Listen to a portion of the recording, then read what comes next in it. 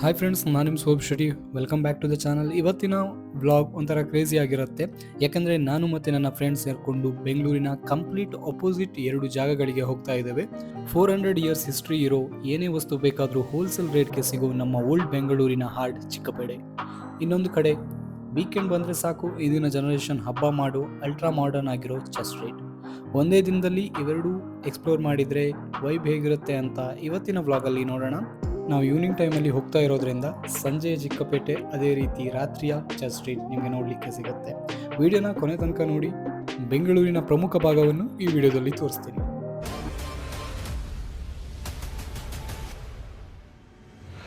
ಅಂದಾಗೆ ಚಿಕ್ಕಪೇಟೆಗೆ ಬರಬೇಕಂದ್ರೆ ಕಾರು ಅಥವಾ ಬೈಕ್ ತಗೊಂಡು ಬರೋ ಹರಸಾಹಸ ಮಾಡಲೇಬೇಡಿ. ಯಾಕಂದರೆ ಇಲ್ಲಿ ಗಾಡಿ ಪಾರ್ಕಿಂಗ್ ಸಿಗೋದು ಲಾಟ್ರಿ ಹೊಡೆದ ಹಾಗೆ. ಮೆಟ್ರೋ ಇರೋದ್ರಿಂದ ತುಂಬ ಈಸಿ ಆಗಿರುತ್ತೆ. ನಾವು ಬಂದಿರೋದು 2 ವೀಲರಲ್ಲಿ, ಸೊ ನೀವು ನೋಡ್ಬೋದು ಟ್ರಾಫಿಕ್ ಹೇಗೆ ಇದೆ ಅಂತ. ಸೊ ಗಾಡಿ ತಂದರೆ ನೀವು ಪಾರ್ಕಿಂಗ್ ಮಾಡೋದು ಕೂಡ ಒಂದು ತಲೆನೋವಾಗಿರುತ್ತೆ. ಫಿಲಿಪ್ಸ್ GM ಸಿಕ್ಕಿರೋ ಒಂದು ಜಾಗದಲ್ಲಿ ನಮ್ಮ ಗಾಡಿನ ಪಾರ್ಕ್ ಮಾಡಿ ಅಲ್ಲಿಂದ ನಮ್ಮ ಕಾಲ್ನಡಿಗೆ ಶುರುವಾಯಿತು. ನಿಮಗೊಂದು ಇಂಟ್ರೆಸ್ಟಿಂಗ್ ಹಿಸ್ಟ್ರಿ ಗೊತ್ತಾ?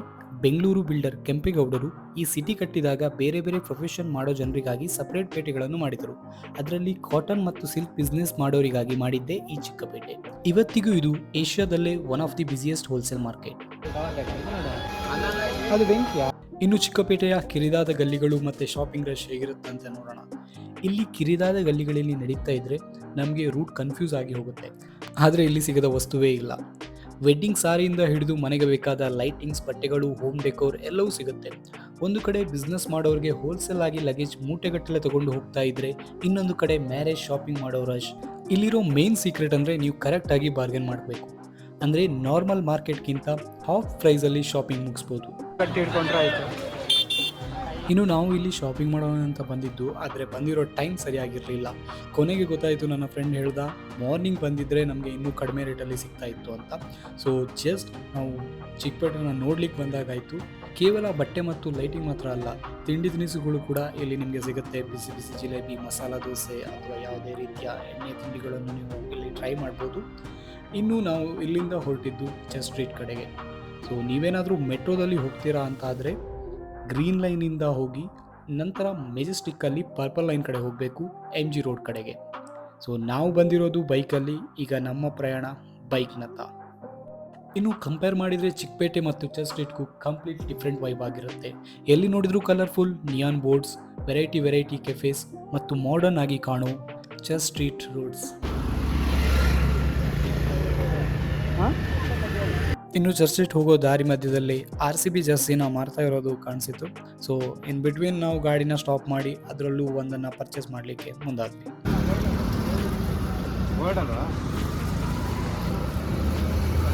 ಒಂದು ಕಾಲಲ್ಲಿ ಅದು ಒಳ್ಳೆ ಹಾಕಿದೆ.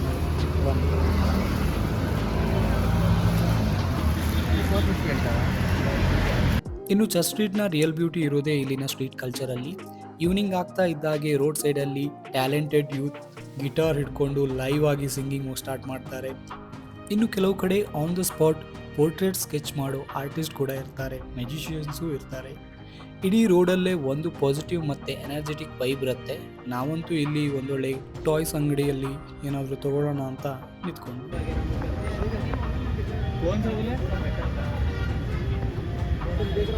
ಒಂದೇ ದಿನದಲ್ಲಿ ಬೆಂಗಳೂರಿನ 2 ಪ್ರಮುಖ ಭಾಗವನ್ನು ನಾವು ಭೇಟಿ ಮಾಡಿದ್ವಿ. ಚಿಕ್ಕಪೇಟೆಯು ಆ ಬ್ಯುಸಿ ಕಮರ್ಷಿಯಲ್ ಲೈಫ್ ಮತ್ತು ಚರ್ಚ್ ಸ್ಟ್ರೀಟ್ನ ಈ ಕೂಲ್ ಯೂತ್ಫುಲ್ ಎನರ್ಜಿ, ಇವೆರಡೂ ಸೇರಿದ್ರೇ ನಮ್ಮ ಬೆಂಗಳೂರು. ನಿಮಗೊಂದು ವೇಳೆ ಈ ಬ್ಲಾಗ್ ಇಷ್ಟ ಆಗಿದ್ರೆ ಲೈಕ್ ಮಾಡಿ, ನಿಮ್ಮ ಫ್ರೆಂಡ್ಸ್ ಜೊತೆ ಶೇರ್ ಮಾಡಿ. ಹೇಳೋಕೋದ್ರೆ ಇನ್ನೂ ಹಲವಾರು ವಿಷಯಗಳಿವೆ. ನೋಡೋಕ್ಕೆ ನಿಮ್ಮ ಹತ್ರ ಟೈಮ್ ಇದೆಯೋ ಗೊತ್ತಿಲ್ಲ, ಆದರೆ ಒಂದು ಸಲ ಭೇಟಿ ನೀಡಿ ನೀವೇ ಲೈವ್ ಆಗಿ ಎಕ್ಸ್ಪೀರಿಯನ್ಸ್ ಮಾಡಿ. ಹೆಚ್ಚೇನಿಲ್ಲ, ಜಸ್ಟ್ ಎಕ್ಸ್ಪೀರಿಯನ್ಸ್ ಮಾಡಿ. ವಿಡಿಯೋ ಪ್ಲೇ ಆಗ್ತಾ ಇರುತ್ತೆ, ನೋಡಿ ಎಂಜಾಯ್ ಮಾಡಿ. ನನ್ನ ಮಾತನ್ನು ನಾನು ಮುಗಿಸ್ತೇನೆ. ಸೊ ನೀವೇನಾದರೂ ಚಾನಲ್ಗೆ ಹೊಸಬರಾಗಿದ್ದರೆ ಚಾನಲ್ನ ಸಬ್ಸ್ಕ್ರೈಬ್ ಮಾಡಿ. ಮತ್ತೆ ನೆಕ್ಸ್ಟ್ ವೀಡಿಯೋದಲ್ಲಿ ಸಿಗೋಣ. ಅಂಟಿಲ್ ಈ ವಿಡಿಯೋನ ಕೊನೆ ತನಕ ನೋಡಿ.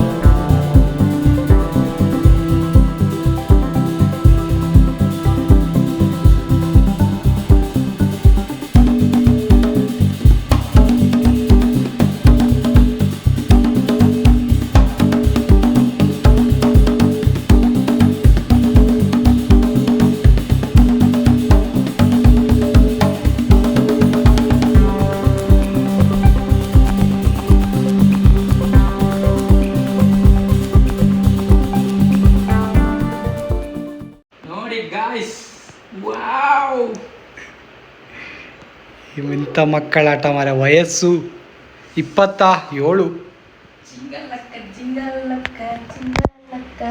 ಸುಮ್ಮನೆ ಖರ್ಚು ಮಾಡ್ಲಿಕ್ಕೆ ಹೋಗೋದು ವರುಣ್. ಒಂದು ಜೋಕರ್, ಆಮೇಲೆ ಒಂದು ಬೋಟ್, ಈಗ ಇನ್ನೊಂದು ನೋಡಿ unbox. This is awesome guys. ಇದು ಒಳ್ಳೆ ಉಂಟು ಮಾರ, ಬಟ್ ಗ್ಲಾಸ್ ಇದು. Handle with care.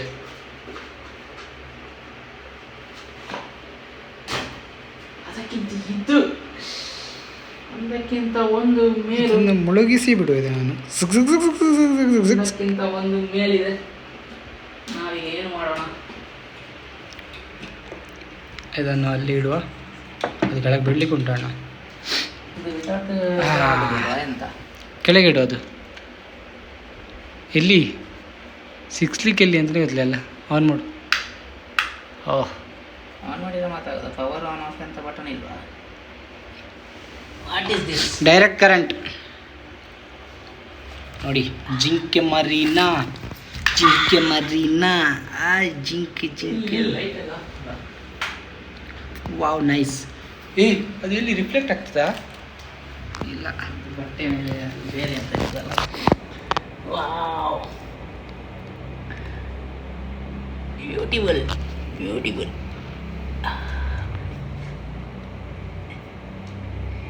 ಶಿಟ್